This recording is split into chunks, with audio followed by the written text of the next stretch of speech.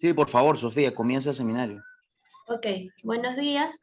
Continuando con el ciclo de seminarios, del día de hoy les voy a hablar sobre el manejo de fístulas intestinales bajo la tutoría del doctor Ramón Vergara.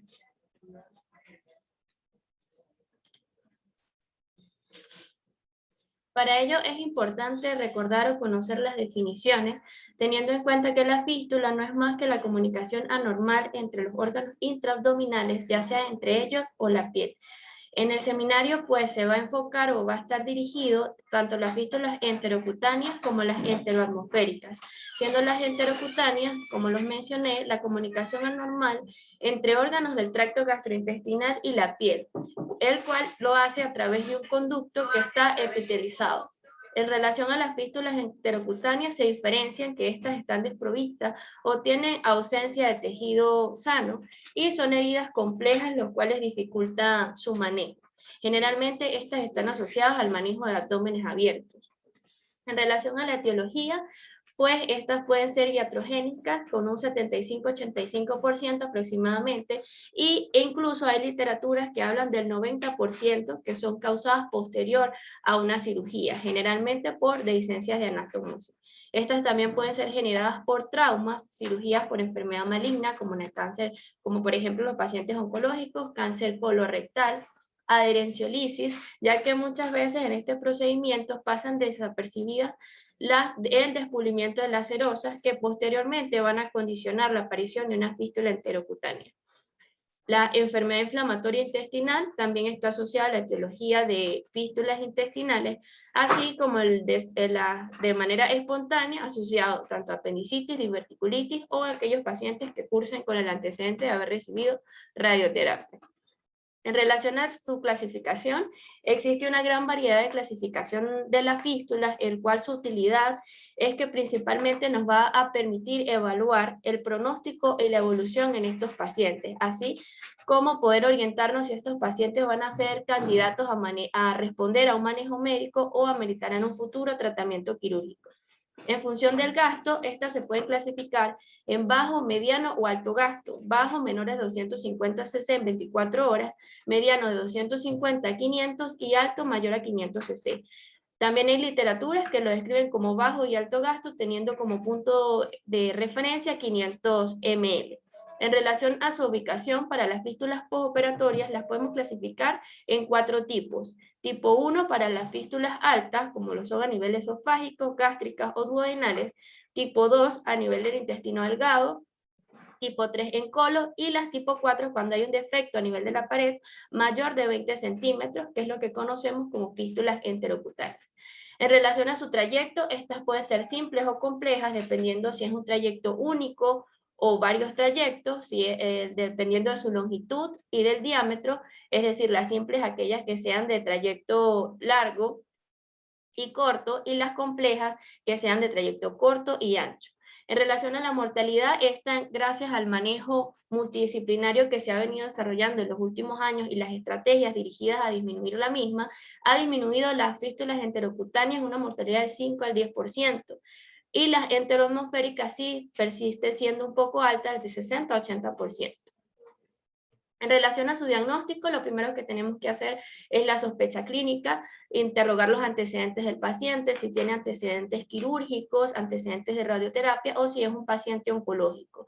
La aparición de un orificio a nivel abdominal a través del cual exista la presencia de salida de secreción intestinal, seguido del apoyo de imágenes. Esto lo ideal es hacer tomografía, resonancia magnética, o en aquellos pacientes que cursan o hay ausencia de un proceso infeccioso, se puede contar con la fistulografía, lo cual nos permite identificar a qué nivel está la fístula, como podemos ver en la imagen, que se identifican tanto fístulas duodenales, intestinales, como a nivel colónica, ya sea ascendente o descendente, como se ve en las últimas 2 imágenes inferiores. ¿Cuáles son las principales consecuencias de las fístulas enterocutáneas o enteroatmosféricas? Principalmente son estas 3 que vemos aquí. Lo primero o lo más importante que nosotros tenemos que tener en cuenta para poder dirigir el manejo en base a estos 3 pilares. Primero sería la pérdida de agua y electrolitos, que ya que estos pacientes generalmente, o bueno, todos están asociados a este desequilibrio, principalmente la pérdida de sodio, potasio y cloro.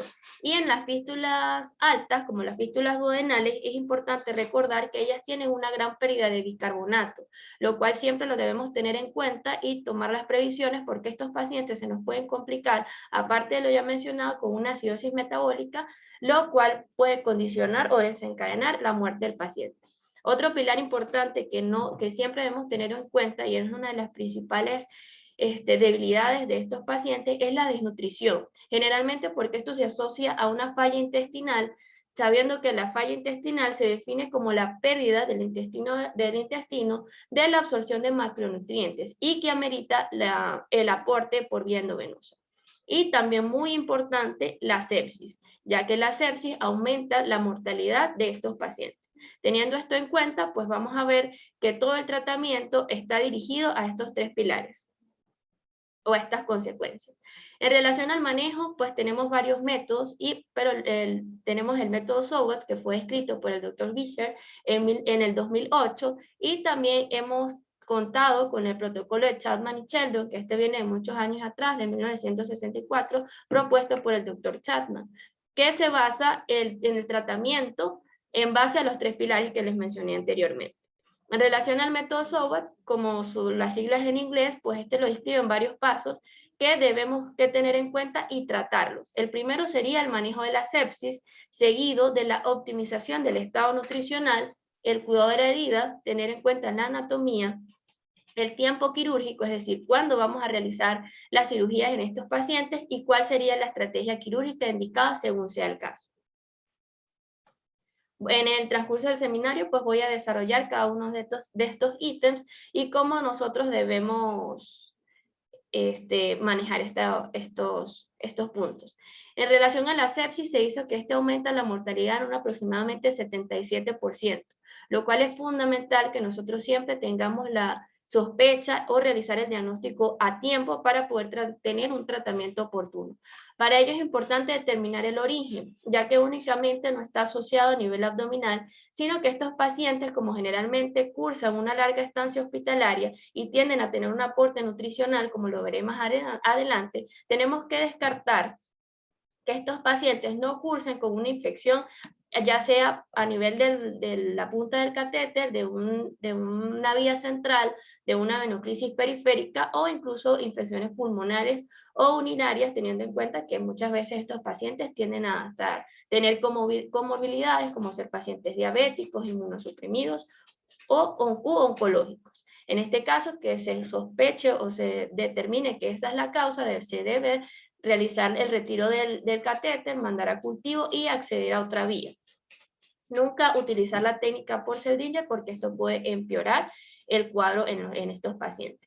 Una vez que se ha descartado esta etiología, se tiene que sospechar que la sepsis, el punto de partida es abdominal.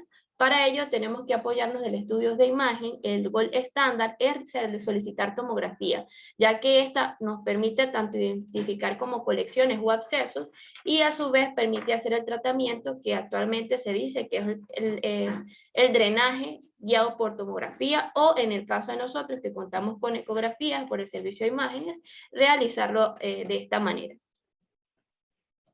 En relación a la sepsis, la campaña de Sobreviviendo a la Sepsis, a partir del 2018 en la actualización, ellos dividen o hacen hincapié en 5 ítems o 5 pasos que se deben seguir para combatir o luchar la sepsis y disminuir la mortalidad en estos pacientes. Lo primero es realizar control de la contaminación, como se los mencioné anteriormente, determinando el origen y en el caso de que sea absceso o colecciones, se puede hacer el drenaje guiado por ultrasonido o tomografía.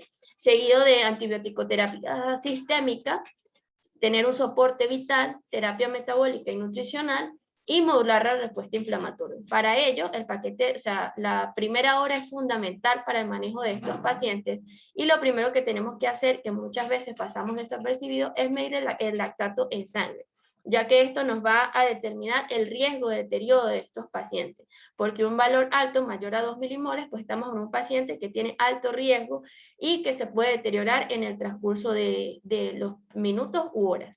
Hay que realizar hemocultivo, lo ideal es que este sea tomado antes de ser iniciado la antibiótico-terapia, sin embargo, pues es algo que la mayoría de las veces en la institución pues no contamos. hay que indicar administrar antibiótico-terapia de amplio espectro que tiene que estar dirigida contra el posible organismo causal. Es muy importante iniciar la reanimación con líquidos en estos pacientes y se debe hacer en la primera hora con un cálculo de 30 cc por kilogramo de peso. Y en aquellos pacientes que no respondan con la fluidoterapia se puede contar con el uso de vasopresores para controlar y regular la tensión arterial, sobre todo en los pacientes que están ante un estado de shock séptico. En relación a la mejoría del estado nutricional, esto es muy importante en estos pacientes, ya que la mayoría, como les dije, ellos van a cursar con un estado de desnutrición severa, lo cual esto es desfavorable tanto para el cierre de la fístula como para la mejoría de estos pacientes. En cuanto ¿cuál es la ingesta de proteínas que ameritan estos pacientes según las guías clínicas del soporte nutricional para los pacientes adultos con fístulas enterocutáneas de la publicación de enero de 2017? Ellos sugieren que la cantidad ideal de proteínas que debe recibir este paciente es de 1.5 a 2 miligramos por kilogramo día. Sin embargo, este aporte puede ser aumentado dependiendo del paciente, ya que esto es individualizado, que puede ser hasta 2.5 por kilogramo día, sobre todo para estas fístulas enterocutáneas que son de alto gasto y las fístulas enteroatmosféricas. Es importante que tengamos en cuenta, que muchas veces no lo recordamos, que es la determinación o tener en cuenta las pérdidas de nitrógeno de estos pacientes, sobre todo los que cursan con abdomen abierto, es decir, las fístulas enterocutáneas. ¿Por qué? Porque por cada litro de contenido intestinal que se pierda, vamos a tener una pérdida de 15 a 30 gramos aproximadamente de nitrógeno, lo cual va a representar unos 24 a 188 gramos de proteínas. Por esta razón, estos pacientes van a requerir un aporte adicional por cada litro de sudado abdominal que se pierde, para poder garantizar los requerimientos básicos en estos pacientes.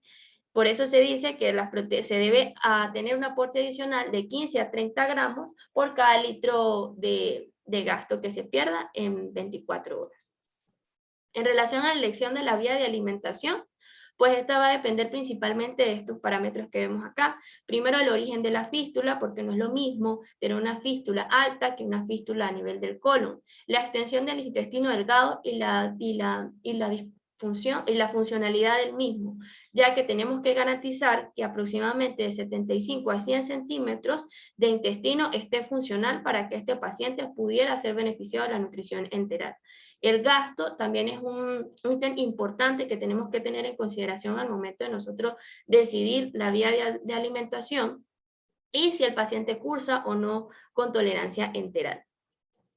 En relación a esto, pues tenemos que el inicio de la nutrición enteral está indicado en aquellos pacientes que cursan con fístulas colocutáneas, fístulas tipo 1, recordemos que estas son las duodenales, esofágicas o gástricas, si tenemos la disponibilidad de un acceso distal y que este no esté obstruido y que contemos, como les mencioné, un intestino de 75 a 100 centímetros aproximadamente.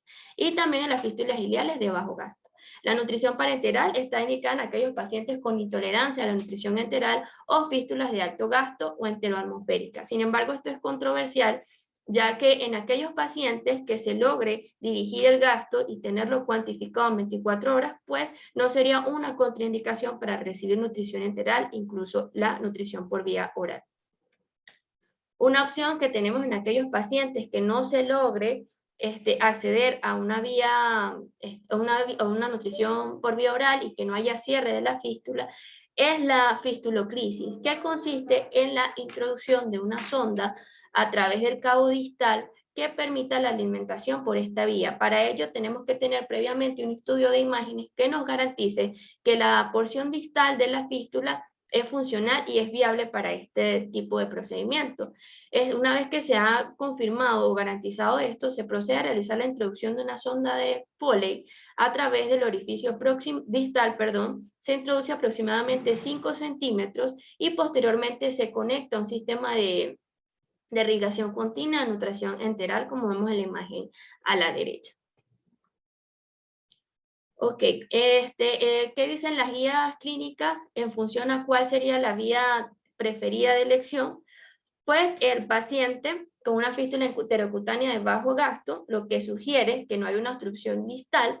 Después de que hay una estabilización de la parte del desequilibrio hidroelectrolítico, se sugiere que cuando sea posible se debe iniciar la tolerancia oral. Sin embargo, en aquellos pacientes que requieren nutrición parenteral, para cumplirlo se debe tener en cuenta o ir de la mano de la nutrición parenteral en aquellos pacientes que no se logran cumplir los requerimientos básicos solamente con la nutrición enteral. Ok, la guía clínica también de la nutrición de cirugía y nutrición parenteral se dice que se debe considerar la combinación de nutrición enteral y parenteral, sobre todo cuando no se logre más del 60% de las necesidades por vía enteral, como lo vemos en las fístulas de alto gasto. Es muy importante siempre tener en cuenta que para nosotros lo ideal o nuestra premisa es que estos pacientes tienen que tener la vía oral o la vía enteral. ¿Por qué? Porque esto nos permite o nos evita la proliferación bacteriana y por sí la sepsis de punto de partida abdominal. Por eso la importancia de nosotros enfocarnos o dirigir de que la nutrición debe ser tanto por vía oral como por vía enteral y siempre teniendo en cuenta que podemos ir de la mano con la nutrición parenteral en aquellos pacientes que ameriten o no son o no están solamente con la nutrición enteral y oral con los requerimientos básicos en estos pacientes. Ahora bien, en relación a los cuidados de la herida, los cuidados de la piel en estos pacientes es muy importante, ya que ellos generalmente tienden a tener quemaduras y esto es una de las principales molestias que van a referir estos pacientes.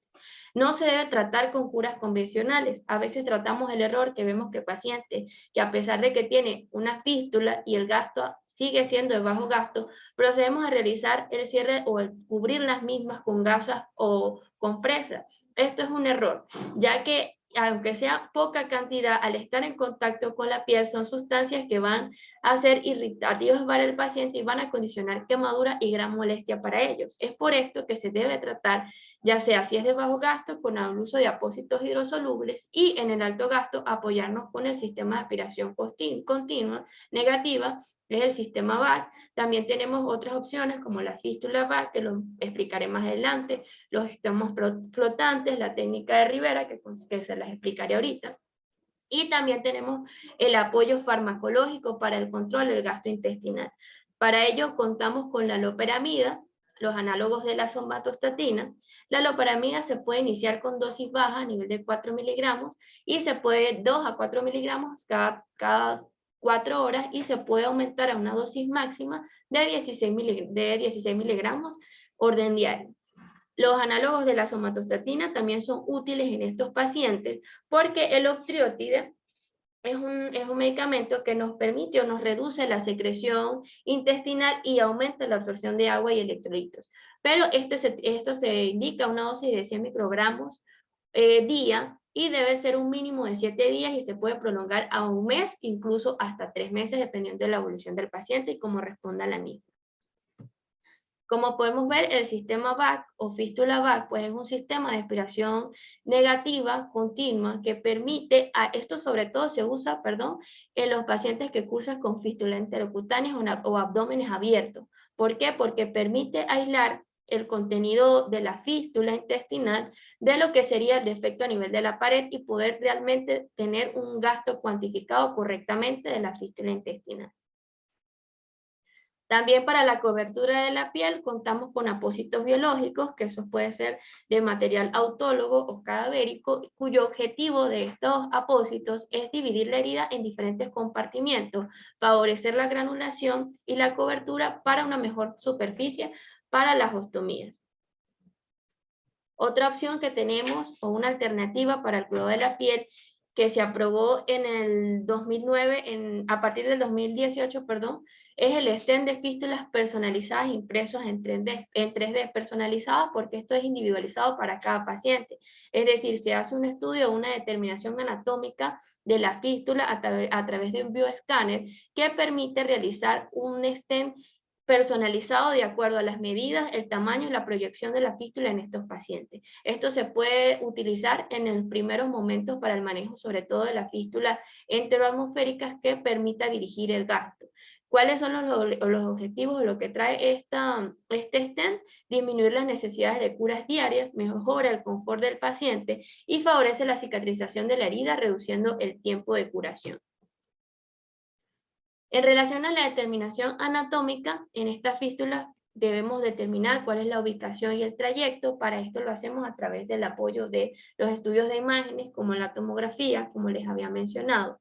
Es importante determinar si ese paciente cursa con lesiones, el grado de inflamación que tenga, si hay obstrucción distal y los trayectos como les mencioné, porque esto pues nos va a orientar al tratamiento que nosotros vamos a implementar, como les mencioné, ya sea para la indicación del tipo de nutrición enteral, como si el paciente ameritará o no una intervención quirúrgica. En relación al tiempo, ¿cuándo realizar la cirugía? Este punto es muy importante para nosotros. ¿Por qué? Porque muchas veces caemos en la duda o caemos en la presión de los familiares, ya que esta es una patología que tiene un gran impacto social para ellos y a nivel laboral, porque generalmente los pacientes cursan con un estado de depresión por la condición que ellos presentan. Es por ello que no nos debemos presionar por el paciente o los familiares para realizar una cirugía antes de tiempo. ¿Cuál es el tiempo establecido? Se dice que 8 semanas a 3 meses. ¿Por qué? Porque si se hace antes de este tiempo, generalmente después de los 10 días, es cuando hay un mayor proceso inflamatorio en estos pacientes una vez instaurada la fístula, lo cual va a condicionar una mayor inflamación, mayores adherencias densas, que si entramos a realizar una cirugía en este momento, lo que vamos a realizar es aumentar una mortalidad en un aproximadamente 40%. Entonces, ¿cuándo vamos a llevar a un paciente a cirugía? Una vez pasado este tiempo de 8 semanas a 3 meses en las fístulas enterocutáneas y de 6 meses incluso hasta un año en las fístulas enteromosféricas, siempre y cuando haya una mejoría del estado nutricional. Que las pruebas de imágenes nos orienten a que ya no hay un proceso infeccioso a ese nivel y que haya una completa resolución del cuadro agudo. ¿Cuáles son los principios fundamentales en la estrategia quirúrgica? Son 3. Primero, la resección del segmento intestinal que esté afectado. Segundo, restablecer la continuidad del intestino delgado. Y por último, sobre todo para estas fístulas enteroatmosféricas o que tienen una gran destrucción de la pared abdominal, la reconstrucción de la misma. En relación a los pasos, en esta cirugía, sin embargo, esto es algo que hay que tener muchas opciones, dependiendo, y debe ser por cirujanos expertos, pues de manera general, o para tener una idea, lo primero que se debe hacer es una incisión en la piel aproximadamente de 5 centímetros. Esto varía dependiendo del paciente y de la extensión de la lesión y del área afectada, pero generalmente se dice que hasta este centímetro es que pudiera ser adecuado. Se debe abordar en el sitio que se considere que haya menos bloqueo. Generalmente es lateral a la fístula. Una vez que hemos abordado, se debe realizar una adherenciolisis con mucho cuidado, recordando que la adherenciolisis muchas veces al hacer descubrimiento lacerosa, pues es una causa de fístula y posteriormente al tratar de resolver uno, podemos generar otra fístula. Entonces, esta se debe hacer con sumo cuidado y se debe garantizar toda la movilización del intestino delgado, desde el ángulo de 3 hasta el nivel de la válvula ileocecal, garantizando que haya tránsito proximal y distal. Posteriormente se tiene que hacer la resección en bloque, extrayendo toda el área afectada. Posterior a ello, se procede a realizar las anastomosis necesarias dependiendo de la resección que se haya hecho o si hubo o no lesiones inadvertidas. La técnica pues dependerá del cirujano, al igual que el uso de la sutura. Y posteriormente y por último, la reconstrucción de la pared. Como les mencioné, generalmente para las fístulas enterocutáneas, como tienen un gran defecto, tenemos que apoyarnos o tener en cuenta las diferentes opciones que nos van a poder brindar el cierre de este defecto, como sería el uso de mallas bioabsorbibles, el tener en cuenta la cirugía de separación del componente e incluso considerar los colgajos pediculados en estos pacientes. Ahora bien, tener en cuenta que las estrategias quirúrgicas o la cirugía en las fístulas enterocutáneas o enteroatmosféricas no tienen un patrón definido, ya que esto puede variar dependiendo de cada paciente. Esto se debe realizar por cirujanos con experiencia, el cual debe tener diferentes opciones al momento de llevar a mesa operatoria al paciente. Cirujanos sin experiencia pueden empeorar la situación y generar mayor comorbilidad, y recordar que se debe esperar un tiempo establecido entre 8 a 12 semanas para las fístulas enterocutáneas y de 6 meses a un año para las fístulas enteroatmosféricas. Eso que les mencioné es según el protocolo o de las siglas SOWAT. Sin embargo, también debemos recordar algo que ha sido muy útil y manejado por muchos años, que es el protocolo de Chapman y Sheldon para el manejo de las fístulas enterocutáneas. Este protocolo está basado en 4 fases y lo divide por tiempo, por horas y días, al momento que nosotros vamos a abordar y lo que vamos a realizar. En las primeras fases, que sería de 0 a 12 horas, se debe corregir el déficit hidroelectrolítico y se debe comenzar a controlar la sepsis, a realizar drenajes quirúrgicos de abscesos que sean accesibles y la cobertura con antibióticos. El control de la fístula, de proteger la piel y comenzar a cuantificar las pérdidas de volúmenes y electrolitos de la fístula, una segunda fase de 0 a 48 horas, que como podemos ver, esto es algo dinámico que se superpone, no es algo estricto en relación al tiempo, pero pues ellos lo dividen así para ser un poquito más didáctico. Se debe continuar con la corrección del equilibrio hidroelectrolítico, reponer los gastos que se presenten en la fístula en 24 horas y comenzar el apoyo nutricional endovenoso en estos pacientes. La tercera fase, del 1er al 5.º día, se debe intentar la vía enteral de alimentación de ser posible, ya sea a través de sondas nasoyeyunales o yeyonostomías, y se debe, en este momento, ellos sugieren iniciar los estudios de imágenes para definir el trayecto y la anatomía de la fístula, ya sea a través de fistulografías o colon por enema. La cuarta fase, después del 5.º día, mantener el aporte nutricional adecuado, cirugía para el control de la sepsis, y cirugías en caso de que el paciente no cierre con el manejo médico. ¿Cuáles son las alternativas que tenemos o debemos tener en cuenta en estos pacientes, aparte de lo anteriormente mencionado? Primero es el sellado de pegamento de fibrina rico en plaquetas. Esto consiste a nivel del orificio fistuloso, colocar o hacer un sellado, como ya lo mencioné, con un pegamento que es rico en plaquetas. Esto es una técnica que es mínimamente invasiva en otros países, es de bajo costo y accesible para los pacientes, y es una alternativa para el cierre de las mismas. Claro, esta opción no es viable para todos los pacientes porque hay que tener en cuenta ciertas consideraciones para poder utilizar esta técnica o este sellado. Primero, que sean pacientes cuyo trayecto sea mayor de 2 centímetros, el diámetro menor a 1 y que no haya presencia de infección local, es decir, que no evidenciemos secreción purulenta a nivel del orificio fistuloso. Generalmente con esta técnica, los estudios que se han reportado, han publicado, se dice que una vez realizado el sellado con el mismo, el tiempo para el cierre de la fístula, con las características antes mencionadas, es aproximadamente 14 días. Lo cual tiene una efectividad aproximadamente del 88 al 89% en los pacientes con las condiciones anteriormente descritas.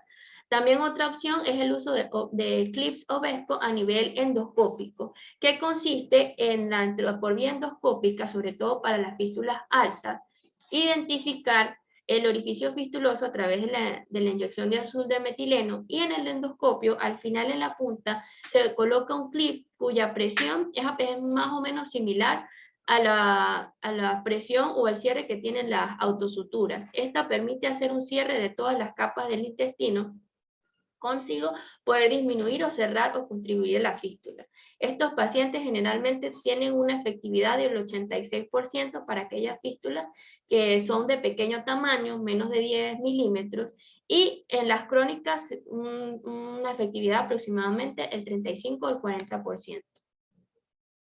Acá les traigo una revisión que fue publicada en la Universidad de Alabama de cirugía endoscópica, que se publicó en enero del 2018, donde ellos hicieron una revisión retrospectiva y evaluaron la respuesta o la evolución de 10 pacientes que se realizaron este tipo de procedimiento del 2015 al 2017. Con este procedimiento ellos evidenciaron una tasa de éxito del 70 al 86% para las fístulas pequeñas y para las crónicas 33%. En relación a sus complicaciones, estos pacientes cursaron con una complicación de 0, no hubo muertes y la estancia hospitalaria fue aproximadamente de 4 días. Como podemos ver, pues es una alternativa que podemos tener en cuenta. Es una técnica mínimamente invasiva, pero pues tenemos la desventaja que no todas las fístulas se benefician de este tratamiento, ya que como les mencioné, es para fístulas de pequeño tamaño, generalmente menor de 10 milímetros y que sean a nivel alta, ya sea esofágicas, duodenales o gástricas, es decir, que tenga acceso el endoscopio. Y tienen un porcentaje de fallas, y estas fallas o recurrencia de la fístula se vieron aproximadamente al mes de posterior al cierre, y se asoció a que eran fístulas crónicas y fístulas de mayor tamaño. En conclusiones, pues como podemos ver, las fístulas enterocutáneas, pues es un manejo multidisciplinario que tenemos que ir del apoyo tanto del servicio de medicina interna, nutrición, incluso psiquiatría, porque pues como les mencioné, estos pacientes tienden a tener un gran impacto social y laboral. Siempre determinar en un primer momento el estado de sepsis, ya que es lo que nos va a determinar o aumentar el porcentaje de mortalidad en estos pacientes. No tener la premisa de llevar a mesa operatoria a estos pacientes en un primer momento, esperar el tiempo establecido y estipulado y llevarlos en las mejores condiciones, tanto nutricionales, metabólicas, en estos pacientes para garantizar el éxito de la cirugía. Estos pacientes son un reto, sobre todo las fístulas enterocutáneas para el cirujano, ya que generalmente pues tienden a tener tiempo para poder cerrar, ya sea de manera espontánea o de manera quirúrgica, y es algo que muchas veces los pacientes no comprenden. Pero pues no nos debemos dejar presionar por ello y hacer del manejo como está establecido, y siempre tener en cuenta los 3 pilares fundamentales, que es lo que nos va a complicar o nos va a aumentar la mortalidad en ellos. En relación a la estadística de las fístulas intestinales en el hospital del 2010 al 2020, podemos ver que es muy variado. En el 2010 hubo un total de 14 fístulas, al igual que el 2014, en el 2012 10, 2013 6, en el 2015 hubo de nuevo un reapunte de 14 casos, y en los últimos años disminuyó, incluso en el 2020 solamente se reportaron 4 casos. En relación a las muertes, a la mortalidad, es baja según las estadísticas que muestra el hospital. Sin embargo, aquí pues podemos evidenciar que hay un subregistro, porque para el año 2020 solamente no reportaron defunciones, cuando nosotros por el servicio como mínimo sabemos que hubo aproximadamente 4 casos que fallecieron, y en cuyos diagnósticos tenían el diagnóstico de una fístula, fuera enterocutánea o enteroatmosférica de alto gasto. Pues el subregistro debe ser porque la mayoría de estos pacientes que nosotros ingresamos, la causa de muerte principalmente está dada por otra causa, y pues el diagnóstico de fístula pasa a estar generalmente de tercero, y probablemente por eso sea el subregistro, que no se identifica en realidad cuál fue las muertes en estos pacientes por fístulas intestinales. Muchas gracias.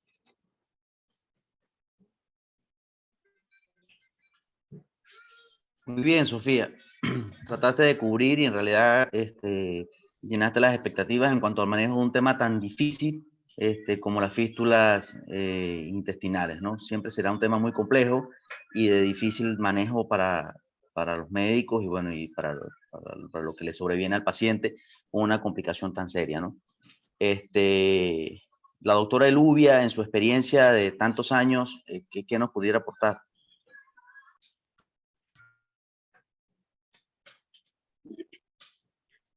Buenos días.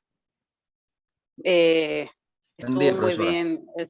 Bueno, el seminario me pareció sí que llenó todas las expectativas, como usted dice, doctor, aunque no es fácil aplicarlo ahí en el hospital. Porque generalmente tenemos pacientes de muy bajos recursos, no existe la ayuda de la nutrición enteral, parenteral, inclusive ni siquiera de la alimentación vía oral. El paciente no tiene con qué comprar los antibióticos y tampoco existen los apósitos, son demasiado costosos. Entonces, pues el manejo en el hospital es muy difícil. Y cuando son de alto gasto o enteroatmosféricas, hemos tenido unos pacientes muy complicados que inclusive han muerto muchos. Hay muchos que se han salvado.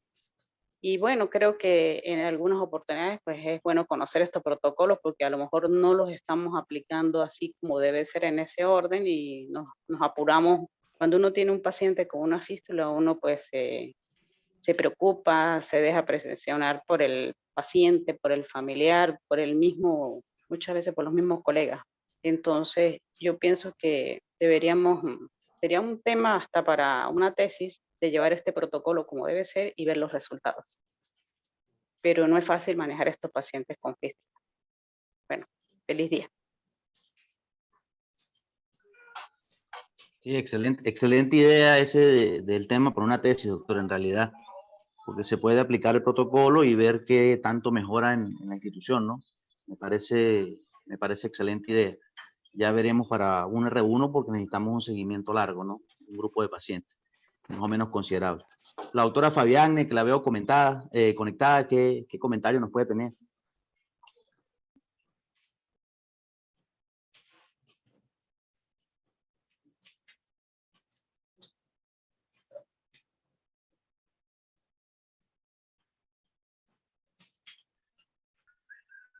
Doctor Ramírez.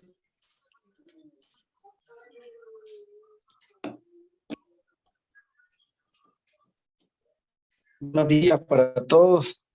Bueno, felicitaciones, Sofía. Me pareció un excelente seminario, súper dinámico y actualizado a lo que hoy en día es el manejo de la pista. La premisa fundamental y como aporte, pues es considerar dirigir siempre el gasto con las diferentes alternativas que se presentan hoy en día. Lo que sí me parece que la colocación de sondas de Foley en los trayectos, pues no hemos tenido buenos resultados con esto. No sé si revisaste en algún momento, si viste, Sofi, que el uso de los dispositivos que nosotros hemos probado, que si el tapón, que si la pega, que no sea obviamente la de fibrina con plaqueta, que no la tenemos. No sé si viste algo al respecto. Y lo otro es pues la colocación del condón de Ramírez, La técnica de Rivera, ajá. como de Rivera, perdón, Ramírez el otro, para manejar el gasto de esta fístula y poder alimentar al paciente y evitar que se queme, que es lo que se quiere, pues. Sí, bueno, en relación a sustancias, utilizarlas para hacer sellado, solamente pues en las últimas publicaciones, sobre todo el 2019 y el 2020, hablaban, era sobre el sellado de fibrina rico en plaquetas. Pero otro tipo de material no lo conseguí. Sí, leí sobre la técnica de Rivera, que pues la mencioné, pero olvidé de escribirla, como usted muy bien lo dice, es el uso de preservativos a nivel del orificio fistuloso para dirigir el gasto y poder cuantificarlo y poder evitar las quemaduras en estos pacientes en el momento del cuidado de la herida. Pero otro tipo de sustancias utilizadas a nivel de la fístula no lo conseguí, o sea, no lo vi, no lo leí.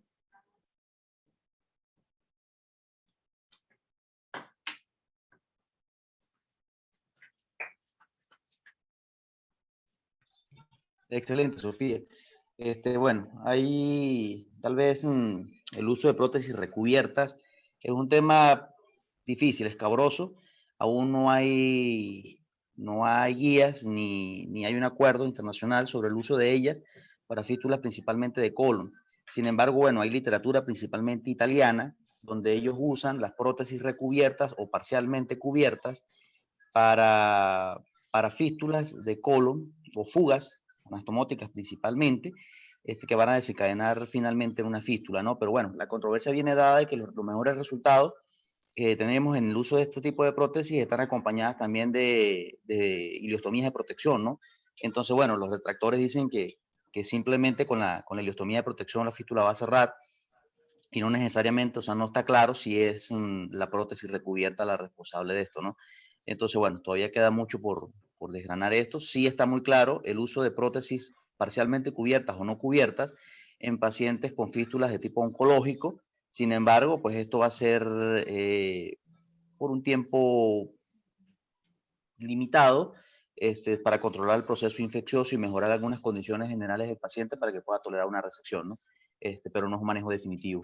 Entonces, bueno, todavía queda mucho que desgranar sobre este tema, es un tema bastante difícil, bastante complejo, pero bueno, tenemos que estar al día en este punto, ¿no? Felicitaciones, Sofía, una buena clase, un buen seminario. Doctor Ramón, quería preguntarle sobre, hubo un paciente ahí en cirugía, una señora, una mujer de Santa Bárbara, creo que era, que vino múltiples veces por múltiples cirugías y fístula, por supuesto. Y finalmente ella decidió irse a Estados Unidos y allá la trataron. Según tengo entendido, no estoy 100% segura, colocaron un injerto de intestino de cerdo, creo, para cerrar el orificio fistuloso y y creo que esa fue la definitiva para su operación. ¿Qué sabes en cuanto a eso, doctor Ramón? Mira, doctora, muy poco publicado en realidad, revistas internacionales. Aún es un procedimiento experimental limitado a algunos centros hospitalarios de alta complejidad, ¿no? Pero en realidad es muy poco lo que tenemos sobre esto, ¿no? Sí hay publicado uso de mucosa, principalmente del carrillo, de carrillo bucal, para cubrir reparaciones, pero principalmente en fístulas rectovaginales y este tipo de cosas, ¿no? Fístulas empíricas, difícil, y aún, como te digo, son procedimientos experimentales sin un respaldo completo, pues, que uno pueda decir se puede hacer esto, pues sigue siendo muy limitada la evidencia. Bueno, muchas gracias. Habrá que seguir intentando otras soluciones porque pues sí, no es fácil. Bueno, feliz día. Gracias igual, doctora. Chévere, feliz día, gracias a todos. Feliz día, gracias por todo.